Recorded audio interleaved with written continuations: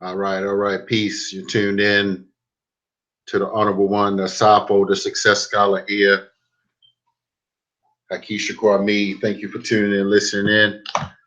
Man, lots going on. I usually don't try to share, a lot about the social and, you know, some of the more violent crimes. I want to try to always be optimistic and, uplifting and positive and affirmative and, peaceful and always trying to give a good message. But just this recent case of the Cleveland shooter, the alleged Cleveland shooter, uh, made me want to really like look at certain things that happen in the psyche of black men, and I have to really speak about it because I feel on some level that, not that I'm the only one that's able to discuss this issue, but I have some key insights that I believe that that our young people need to hear, as well as old folks, because what I'm seeing is, in fact, a lack of development within, and a lack of roundedness within these different groups, and it seems as though there's a culture created, a culture of violence, a culture of alcohol abuse and substance abuse and poor diet, and just kind of the party mentality, particular when it comes to omega five psi, omega psi five. I'm sorry. So just to let everybody know, I've never been in any letter Greek organizations, or so. But I do have family members that pledged, and I'm not going to speak specifically about the particular fraternity, but I'll just share how I believe some of the fraternities actually aimed to destroy his life. My actual uncle via marriage. So just going back and growing up, of course, I mean, I didn't necessarily hear or know a lot of individuals. I mean, as I reflect, I didn't hear much about the Greek letter fraternities and sororities. It just wasn't. I didn't see them in any of the schools that I attended, high school or junior high or anything like that. So it wasn't necessarily something that appealed to me. But my first real experience seeing Greek letter fraternities and sororities was actually on Hampton University's campus. For me, I went personally directly into the Navy. I was stationed in Norfolk, Virginia. Why did I do that? Well, I didn't see many opportunities. I didn't know much about entrepreneurship, life, and business, and and jobs and skills, and so it was just like, okay, I can get a GI Bill. My brother was in the military Navy, and my cousin. So it's like, okay, well, I guess that's what I can do. I'll do that for some years, and get some money for school, get some skills, and so fortunately, I was able to survive and become conscious there. So fortunately for me at that time, you know, I didn't necessarily stay street.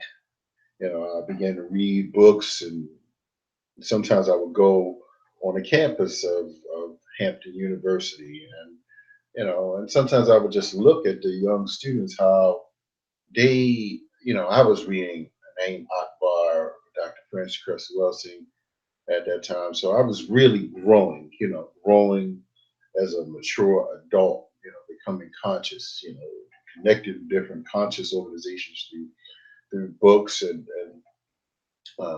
through some of the local, meetings and things like that. So I was really growing up and understanding what Black men actually do. And I began to reflect, from age 20 to 22, 23, just the differences that I had as a serious reader uh, compared to what I saw. And I saw people walking through campus smoking weed at that time. And, yes, I still kind of partied. So I went to some parties and I was not impressed. I was not impressed with the females, and I wasn't impressed with any of the college students at that time. These were my peers, or maybe I'd say maybe a year or two older, but some were juniors.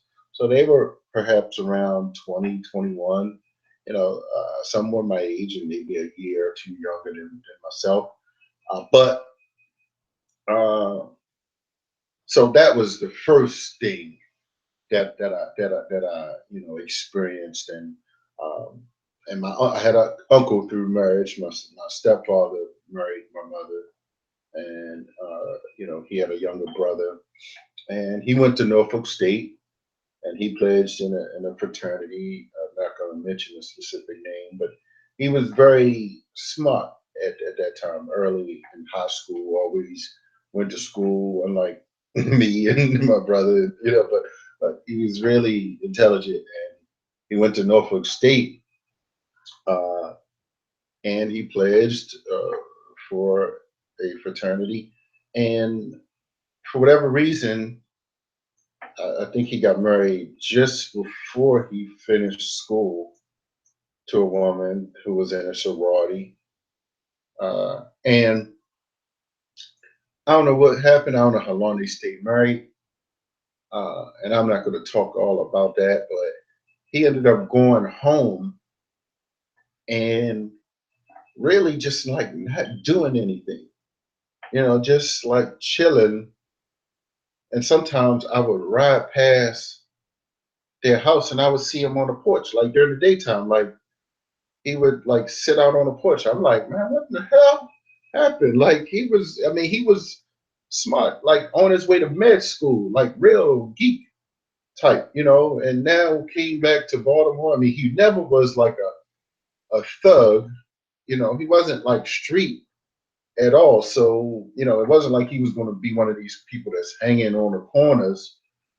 But, my understanding is, he began to drink a little more, and he never drank because he saw what happened to his family, and my, on the stepfather side, and how they later began to succumb to various substance abuse, alcohol, and later drugs. So, for him to come home and actually going to college, and I know he had to been a junior, maybe even a senior, because he was doing like medical interns. He used to have a stethoscope, and I used to see him, with a white coat. So I'm just like, I don't know, I don't even know if he got his bachelor's, but I don't think he got that. I don't know if he was in between transferring, but I know he was there at least 3 years. So I don't know why he didn't go back and complete, or what the barrier is, but like, man, you ain't had no children. I mean, yes, he married a woman that had a child, but like she had a halfway decent family, but like, I mean, come on, he was smart enough to do almost 3 years, didn't have a child, but I mean, so make a long story short, I'm not gonna dwell on that, but I'm just looking at the culture and the culture of failure, that's actually existing within these different groups, and not to personalize that. I mean, that's just that one experience, but several other things. Several years ago, I went to the Association of Black Psychologists conference, and I met Dr. Robin Austin there. She's up in the Philadelphia area, black psychologist. We had a good conversation. Um, and while we were sitting there, actually after the workshop, it was in the evening more so. The Omega Psi was kind of marching through the damn hotel like loud, and she was like, this is my first time meeting Dr. Austin, and she was just like, we had a intelligent conversation. She was just like, I'm really happy that you didn't go to college and you didn't end up like this. And this is someone with a PhD. And she teaches at a HBCU, but she now understand the dynamics of how colleges are preparing are not preparing young people. Like, oh my God, we had a conversation. She teaches at Lincoln. She was at one particular time Lincoln in the Pennsylvania area, and she shared how sometimes she always talking to young people about student loan debts and how these colleges actually are preparing these children. And she said she feel so sorry for them because they're going to go through college and they're not going to have a job. And she feels so sorry for them. And these majors that she take that that she teaches or is aware of, and they're not going to have any economically viable options. And so that was my not necessarily my first real experience, but I was just like, I was looking at that like, man, they marching through it's a bunch of black professionals. They'll say there's black psychologists, and we in the hotel, and the people had to tell them to quiet down. Uh, inside of the major, it was a Hilton, 4-star, 4-star hotel. When Black Psychologist Conference was going on. So that was, something, very interesting that I saw. And later, of course, many people saw the video with the brothers, doing the dancing and with the pants halfway off their asses. Some of them showing their butts, like the pants. I don't know where in the hell it was. They were young brothers, and they were old enough. They were some adults in there, but they were old enough to not believe that this is acceptable. This is not what black men, how black men conduct themselves and carry themselves. So I'm saying, when and many of the men within these different organizations have addressed that.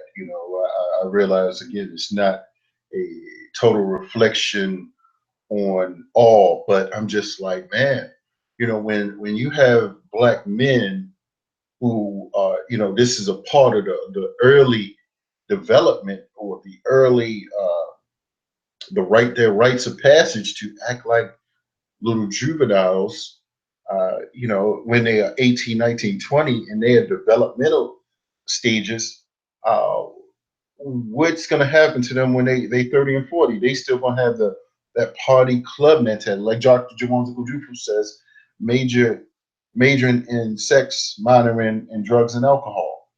So, I still realize that there are, some sorority sisters that still actually turn up and posting pictures with pictures of cigars. So I think on some levels, uh, individuals are going to have to wake up about this, for real. What can I do? I'm just going to put it out there. Like, look, don't feel that you're missing something if you're not a part of that. Because again, and it may appear like you're advancing, like it's some kind of advancement strategy, but you know, and I'm going to get to some of the other developmental challenges, the slave making, the lack of cultural identity. that uh, in a more immaturity that comes along with these different groups. And what I mean by that, for instance, they say that the Cleveland killer, okay, he had problems with his girlfriend, and he um, was obviously upset about it, and but is that how you react? Uh, and then he went. I mean, I've seen a couple of his pictures, always looking like he partied, looking like is some type of looking like a little boy, just really no growth. So in some of the pictures, if anybody's seen them, and I also saw, that okay, I mean that he thought that it was acceptable to go to McDonald's. Now, and I don't want to, appear insensitive or to what is going on, but like, and what does that have to do with his development? I mean, more than likely he was an unstable person, eating McDonald's food, and I believe, there was some things about him being a gambler, so that's a bad combination. I mean, someone that's eating, unhealthy food and gambling, and more than likely he was a drinker. More than likely he was a drinker. So all it took, I don't, I guess he still worked a job, but all it took is some relationship. If he was a gambling addict, or gambled and drank and ate McDonald's food, he's a walking time bomb. Like for real. I mean, in this system based upon racism, white supremacy, and I mean, someone with poor health like that, they start to get up there in age, and frustrated, and they have no coping, no developmental skills. Individuals are a walking time bomb, and unfortunately, these fraternities haven't prepared black men for manhood, to address the emotional intelligence that is needed to navigate within this society. So I mean, and he didn't have a criminal record, but I just want to think, what kind of a mindset. I mean, and I believe, I don't know if an autopsy or toxicology report has been done on the gentleman, but I'm betting. I mean, and I don't know if they can detect blood alcohol content, but I'm betting that he, if not drugs, he was under some alcohol. I bet you he was under the influence of alcohol. I'm willing to, that alcohol talked to him, or and told him to do that. So again, and I'm just speculating, but we, as black men, this is why I appreciate, whether we agree totally with how the Nation of Islam teaches black people to love ourselves and love each other and protect our women, protect our elders. If that had been drilled into his mind, he wouldn't self-destruct in a destructive black on black self-hate, uh, black on black terrorist act. He would go and first, of course, you build on a up front, but you're going to deal with whoever you perceive as being the cause of all of your challenges and issues. And I'm not saying individuals should go out and look at other groups, but you go and look at someone that looks like your father. That's a coward, and someone that has high level of self hatred, within himself, and really emasculation, because the reason for your lack of disrespect in this society is the system of racism and white supremacy.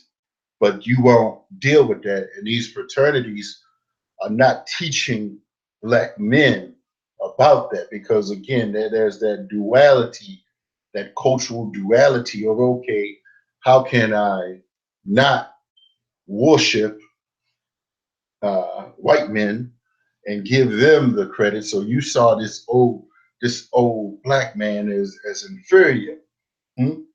As inferior to you, being a young black Greek, and maybe, and again, I saw something with him saying something about Omega Zeta. It was on CNN. I was like, I was like, what the hell was he talking about? Omega Zeta. So it's like a part of his consciousness, right? It was a part of his psyche, the culture of the fraternity. And this is why, it came up on the news that he said it on a phone. So that was his social network. So I'm saying, and then again, and no, it was an extreme case. And I'm definitely not suggesting that all or even most black men fall within these categories. But if you're fraternity and sorority, only thing you can do is go gamble and make loud dog and turning, tossing up, uh, hell, and go to McDonald's afterwards. You have no dietary restrictions or laws. Then you're part of the problem. You're part of the problem, and you cannot. This is warfare on black men, on black men's emotional stability. We need healthy, holistic, uh, conscious jegnas, protectors. That should have been the last thing on that black man's mind. Hmm? The last thing on that black man's mind was taking out an elder, right? I mean, hell, if you want to be kamikaze, go do some Robin Hood type stuff. I mean, go, I mean, whatever you need to do, whatever you need to do. You feel that desperate in life, that victimized, you upset, because you frustrated, your woman don't like you or want to leave you or whatever, and you can't deal with it, then be a revolutionary. That's all I have to say. Be a revolutionary and be a real man and a protector of your own people. I just gotta say it like that because it was self-hatred that had this black man and emasculation that had this black man doing this. And again, I gotta, kind of close that. No, I don't believe, of course, that there's no organizations that would be that egregious, but it's these micro uh, uh, slavery, this subtle suicide that many of these unconscious groups and institutions are allowing to go on. It's a culture of hip hopish. Yes, and I don't want to blame hip hop, but it's a culture of these casinos and alcohol and McDonald's and unhealthiness. A culture of undereducation, miseducation. Just not studying, partying mentality, hmm? Violence. You know. So I just wanted to, kind of, add on to what I see from a psychological, sociological perspective in terms of what was going on, some of the forces. And this is just a cursory of what I, just uh, chose to speak about. I saw, he's a gambler and eat at McDonald's chicken McNuggets, nasty chicken McNuggets that they make from Play-Doh, whatever the hell just a gobbledygook bunch of, you know. So who knows what he was eating, for real. So, and he obviously didn't care about that. So that's pretty much all I have, brothers and sisters. Just wanted to drop that again. You know, we need real black men to act like black men. We need these fraternities uh, and sororities to act like conscious black men and women, decency. I mean, we can't be turning up, getting drunk every night. We got to change this culture, and the black professionals that think that they have arrived when we're under attack, when we're under attack as a people, and you partying every night, smoking these nasty cigars, going to these gambling houses, sitting down, pulling little wheels, thinking you're gonna get some money. It's just ignorant. It's just an ignorant culture. It's just a degenerate culture, and black people are caught up in this European madness. So I'm saying uh, we don't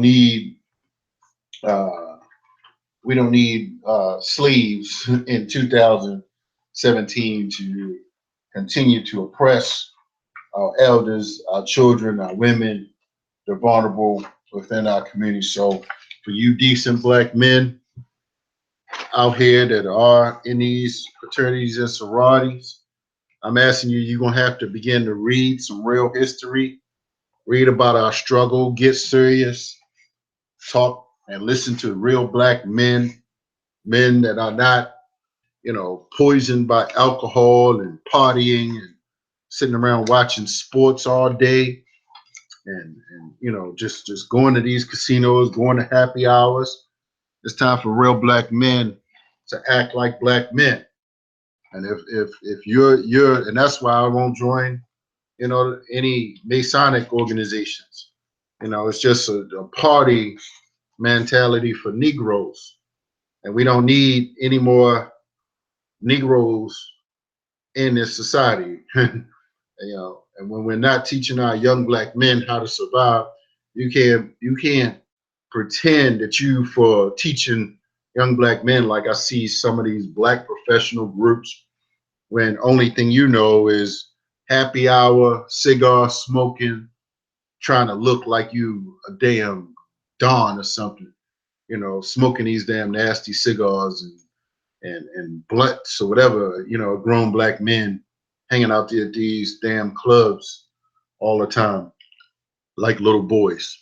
So we need black men that's going to read, study, prepare, exercise, drink healthy things, that want to live, that's going to think, that's going to teach our young black men how to be men, real men, not boys. Read conscious books about manhood and not becoming a terrorist to our own people, not taking things out on our women and our children and our elders. So that's all I have to say.